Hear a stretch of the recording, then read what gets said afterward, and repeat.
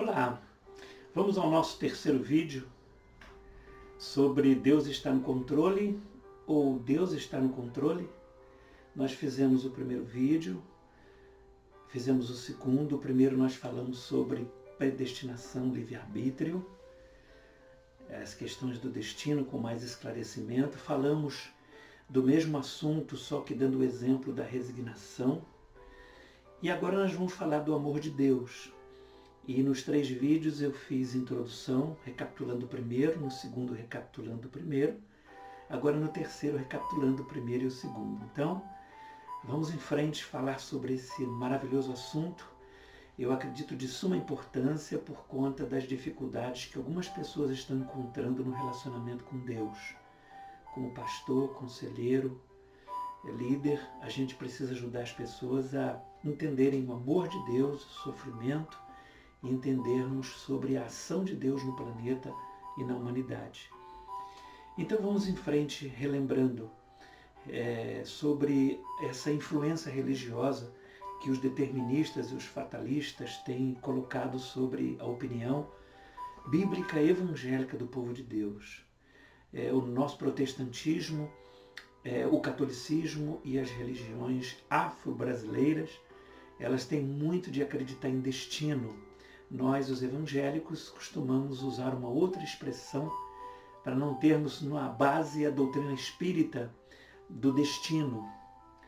E eu afirmo que vamos ter que pensar seriamente sobre o assunto. E eu afirmo, pastor, você pode até perguntar, pastor, por que o senhor afirma que nós acreditamos em destino?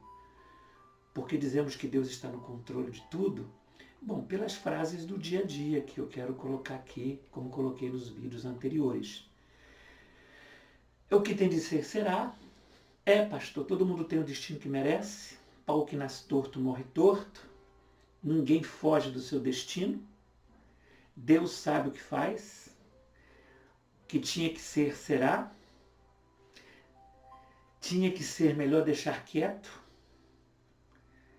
Deus está no controle de tudo, ou Deus está no controle. Foi da vontade de Deus que isso acontecesse. Não se pode lutar contra o destino. E todas essas frases, na minha opinião, têm a ver com destino. Acreditar que Deus está no controle de tudo. E para isso eu tenho nesse terceiro vídeo mais um argumento que eu falei sobre o amor de Deus. Gostaria que você, se gostasse do conteúdo do vídeo, botasse o seu like, se não, o seu dislike. E se puder se inscrever, com certeza nesse assunto e outros você estará ajudando muito. Ok? Vamos definir por completo a minha posição. Essa ideia de que o mundo faz sentido não entra na minha cabeça. Eu me baseio no livro de Eclesiastes, capítulos de número 1. Se você tiver um tempo, você leia do verso 2 até o verso 12.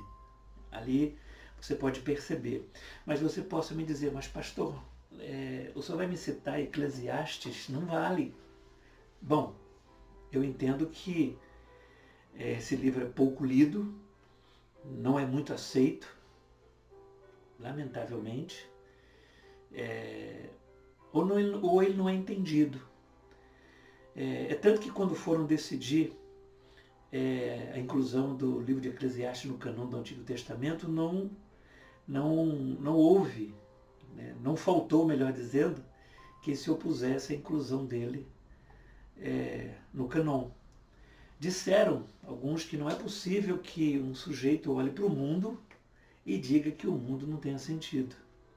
Eu quero convidar os estudantes de Bíblias para ver que os bibliologistas dizem que Salomão escreveu seus livros na seguinte forma: em Cantares, na juventude, quando ele era muito romântico, nessa idade, ele escreveu Provérbios na meia-idade, tendo sido pragmático e empreendedor, e Eclesiastes na maturidade, tendo vivido e concluiu que nada nesse mundo faz sentido.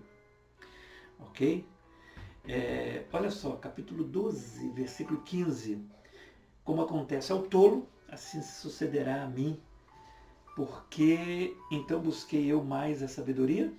Então disse no meu coração que também isso era vaidade. Significa dizer que isso não faz sentido, segundo Salomão. Ele vai dizer nesse Eclesiastes que todas as pessoas podem ser atropeladas, tanto o sábio como o tolo. Todas as pessoas vão morrer, ou podem morrer, perdão, com uma bala perdida, tanto o sábio como o tolo. Todos podem ficar doentes, tanto o sábio e o tolo. Todos podem pegar coronavírus, tanto o sábio como o tolo. Então esse mundo não faz o maior sentido quando nós puxamos a sardinha, quando nós não entendemos as Escrituras e achamos que sábios são abençoados e tolos não. Olha só o que diz Eclesiastes capítulo 7, verso 15. Tudo isso vi nos dias da minha vaidade, há justo que recebe na sua justiça, que perece na sua justiça, e há ímpio que prolonga os seus dias na sua maldade.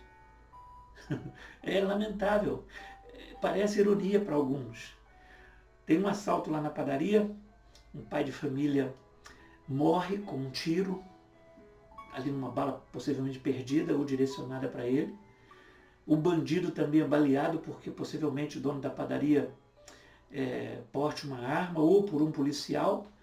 Os dois, pai de família e bandido, são levados para o hospital e acontece que o pai de família morre e o bandido sobrevive. Olha só, ainda há outra vaidade que se faz sobre a terra, que há justos a quem sucede segundo as obras dos ímpios, que nem merecia morrer. Fique no seu julgamento. Há ímpios a quem sucede segundo as obras dos justos. Isso também não faz sentido. Isto é vaidade, significa isso. Ok? Vamos em frente. Quer dizer que fui honesto e não fui escolhido no sorteio. Qual sorteio? Da casa própria. Lá da Casa Minha Vida, as casas populares da cidade. Porque por sorteio, e aquele cara, aquela pessoa que tem 2 casas que foi adquirido de forma corrupta, foi sorteado. Eu fui preterido, eu não fui promovido com relação àquele candidato corrupto e sujo para ser promovido lá na fábrica. Eu gostaria de perguntar a você se alguém que está me ouvindo tem uma opinião contrária e pode dizer que Salomão viu a vida de forma errada. Eu creio, Deus pode até existir.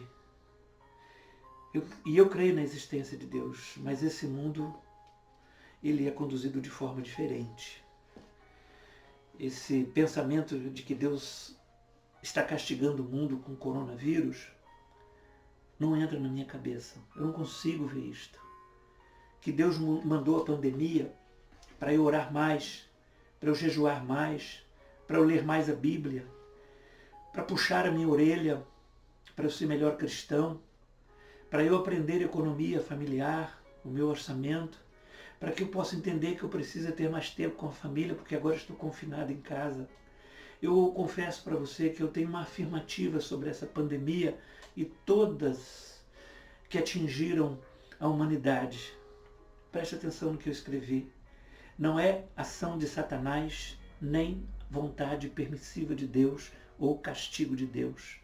A pandemia é uma circunstância natural da queda na raça humana e serve para uma oportunidade como tantas para respondermos com fé. Pandemia é um resultado do que nós estamos causando no planeta. Presta atenção nisso. Esse caos é causado por nós. Não é Deus castigando a terra. Salomão diria, eu já vi que os justos recebem o que os ímpios mereciam e vice-versa. Atenção, estudante de Bíblia. Essa relação de causa e efeito não se encontra nas Escrituras. Tira essa regra se você usa para interpretação. Ok? Mas, pastor Márcio, você não lembra do caso de Jó? Eu lembro. Já tenho estudado sobre o assunto. E percebi que Jó com certeza responderia com o livro de Eclesiastes para você. Inclusive, eu quero te informar que nós é que inventamos essa teologia da vontade permissiva de Deus. Ela não tem na Bíblia, isso é uma teologia, e só temos o caso de Jó para fundamentar essa teologia. Mas preste atenção no que eu vou te esclarecer sobre esse assunto da ação de Deus e do poder que ele tem. entendemos que há sentido na existência de Deus. Ele existe. Deus não entregou essa criação ao acaso. Ele não abandonou o planeta. Deus ainda, ele é poderoso. Ele ainda detém as prerrogativas de Senhor do universo e da história e por toda a eternidade. Deus ainda pode dizer, agindo eu, quem impedirá? Isso está em Isaías capítulo 43. Deus detém nas mãos o direito de colocar os reis e tirar os reis. Ele ainda detém isto. Deus tem o domínio da vida, ele doa a vida e a mantém. Por isso nascemos. E por isso, como detém a morte, ele vai nos ressuscitar. Ele garantiu isso para a gente. Se você ler 1 Crônicas, capítulo 29, a partir do verso 10, esse é o meu Deus, esse é o nosso Deus. Não é que Deus não sabe o futuro e é fraco e não faz nada. Ele nunca é pego de surpresa, não é isso que eu estou dizendo. Que Deus não consegue impedir catástrofes. Por outro lado, também não se deve crer em um Deus que faz com que todas as coisas aconteçam com a interferência direta das mãos dele. Que ele está manipulando. Já conversamos sobre isso nos vídeos anteriores.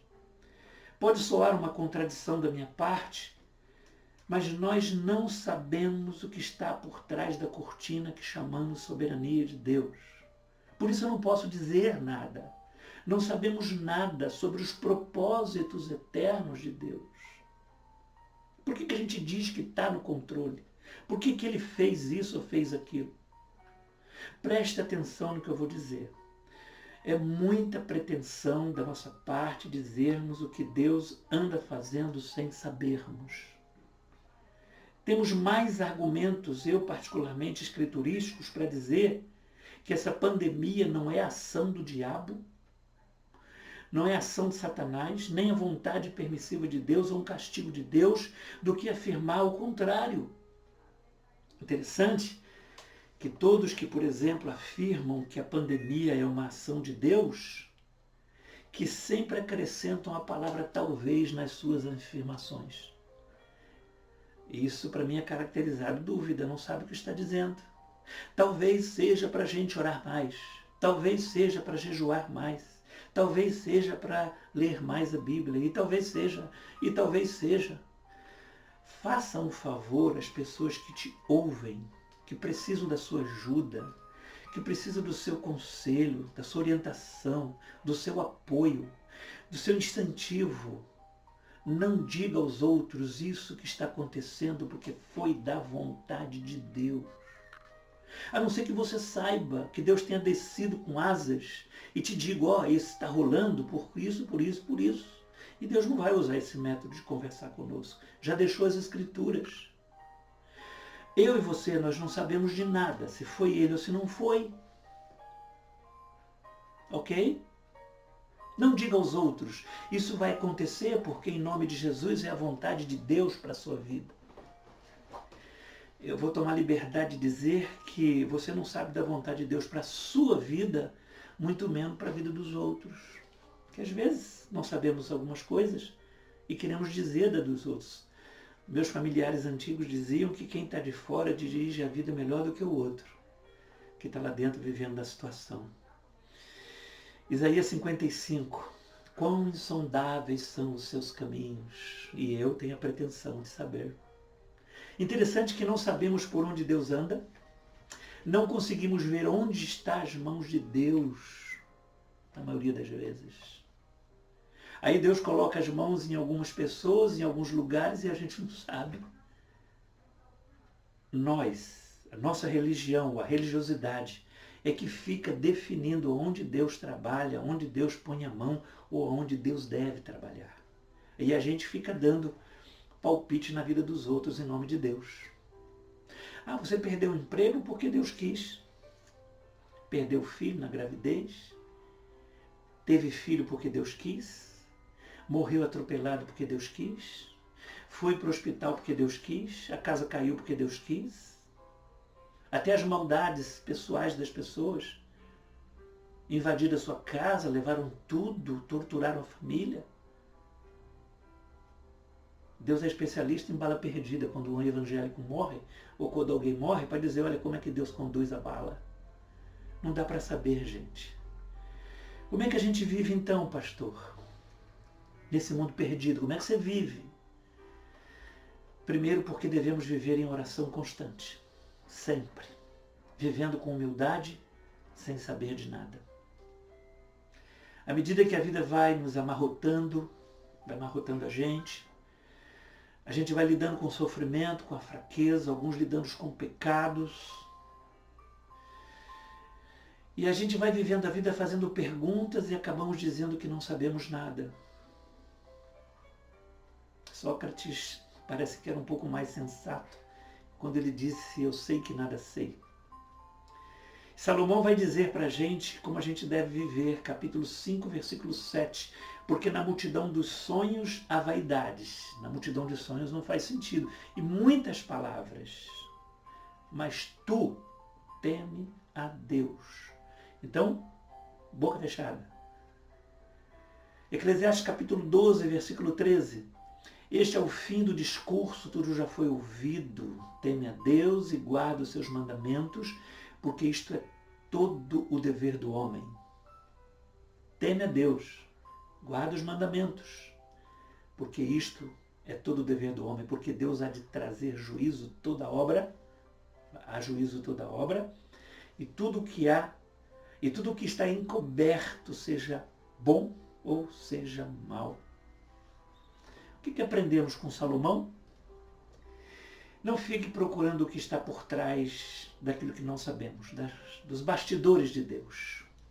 Eu vou chamar aqui dos propósitos eternos de Deus. Na vida, viva na dimensão dela com o que está diante dos seus olhos. Pastor, mas o que está diante dos meus olhos? A palavra de Deus, as Escrituras, a Bíblia. E ande no temor do Senhor. Quando precisar de ajudar alguém, não fale do que vem à mente sem saber. O silêncio diz mais que palavra diante das circunstâncias. Exemplo, falar com pessoas enlutadas, você diga o seguinte, abre aspas, a realidade é muito profunda e distante e eu não sei o que dizer nesse momento. No máximo, diga com entendimento da soberania de Deus. Abre aspas, não sei o que Deus está fazendo atrás da cortina da sua soberania. Eu não sei de nada.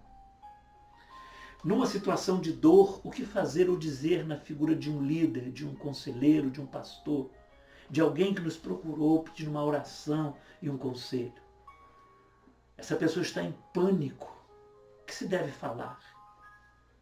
E cuidado, pastor, para não ter uma palavra de fuga e que comprometa Deus no sofrimento das pessoas, porque a gente costuma dar uma saída pela tangente, usando uma daquelas declarações.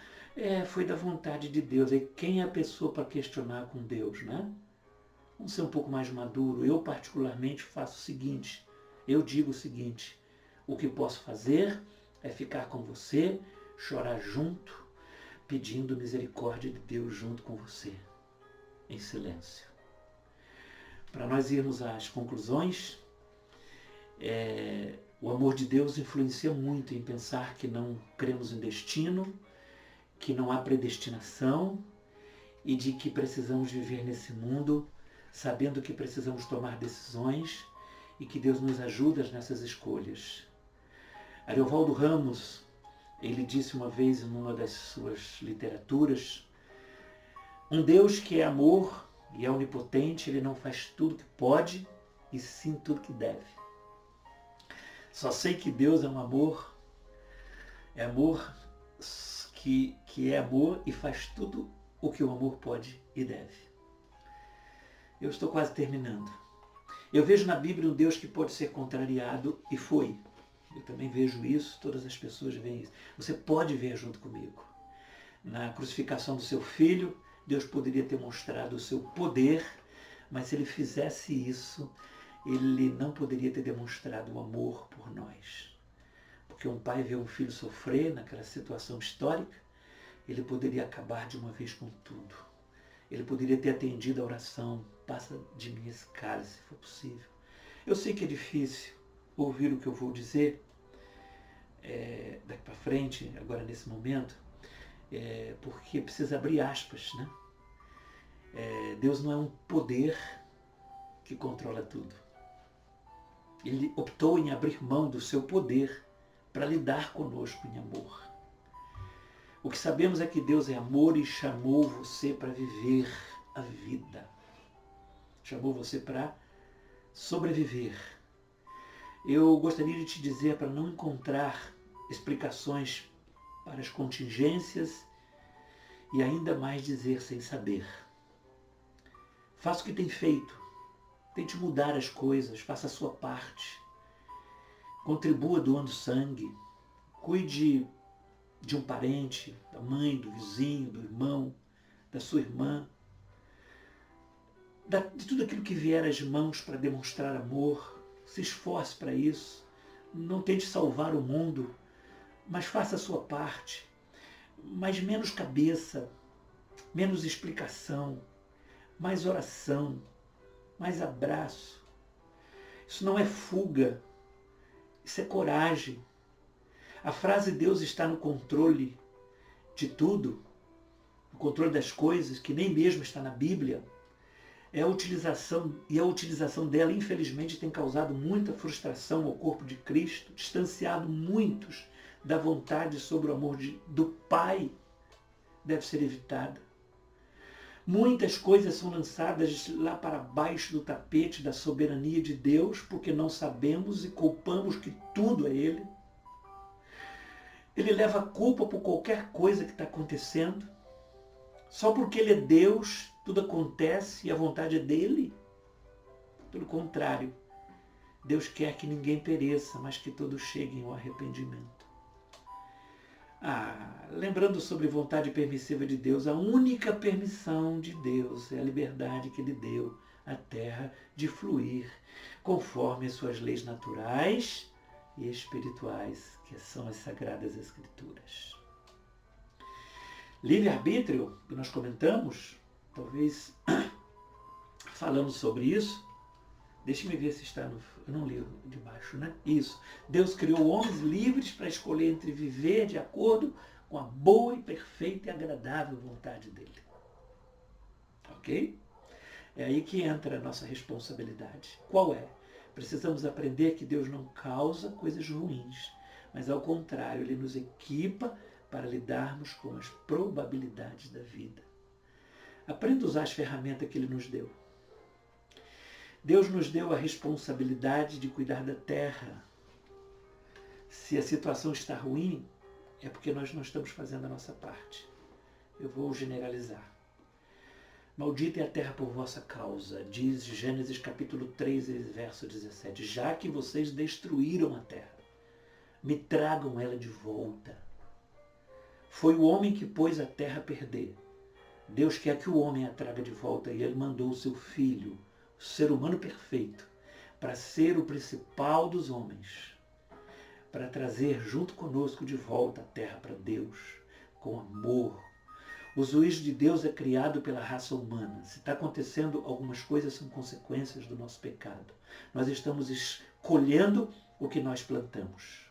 Se Deus está ausente, é porque escolhemos as coisas e Deus respeita essa decisão. Olha só, quem crê no Filho tem a vida eterna.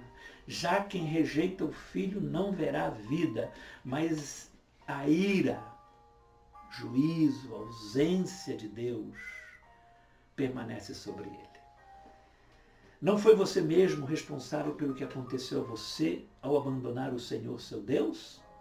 Princípio de Jeremias capítulo 2, verso 17. Por isso Deus os entregou à impureza sexual, segundo os desejos pecaminosos do seu homem coração, para a degradação do seu corpo entre si. Trocaram a verdade de Deus pela mentira e adoraram e serviram as coisas e seres criados em lugar do Criador, que é bendito para sempre. Amém? Deus nos deu Jesus, o restaurador, e nos deu Ele para restaurar o nosso domínio sobre a terra. O Pai não precisa enviar doenças para fazer com que as pessoas se voltem para Ele. Quem não vem pelo amor, vem pela dor. Isso não é bíblico, isso é mentira. Deus não usa o mal para produzir amor. Propositalmente as pessoas morram. Isso não é amor. Ele não faz isso de propósito. Eu costumo dizer sempre que Deus não leva as pessoas para o céu. Ele apenas recebe. Ele é autor e doador da vida. Deus chora quando as pessoas morrem. Deus mandou ressuscitar os mortos porque Ele levaria as pessoas. Eu não sei se citei no vídeo anterior, ou no primeiro, mas vou relembrar agora. Quando o Provérbios diz que preciosa é a morte do seu santo aos olhos de Deus, ele está dizendo assim, custou caro. Troca a palavra precioso por valor, por caro, por preço de sangue.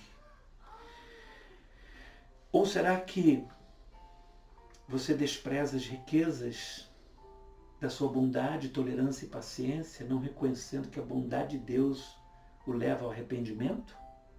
Romanos 2, verso 4. Porque Deus amou o mundo. Deus não odiou, Ele não quer machucar ninguém. Ele não quer destruir nada.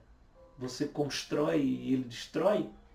Se constrói um grande ambiente para cuidar de mais de 1000 de crianças abandonadas e vem um terremoto, é Deus que está derrubando, ainda morrem os inocentes que nós resolvemos acolher para cuidar.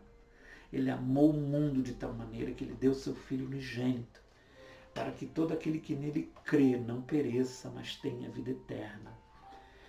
O clássico evangelista que escreve a primeira carta, no capítulo 4, verso 8, declara que Deus é amor. Ele não tem, Ele é amor. Portanto, nós somos responsáveis. Eu espero que esses 3 vídeos tenham te ajudado.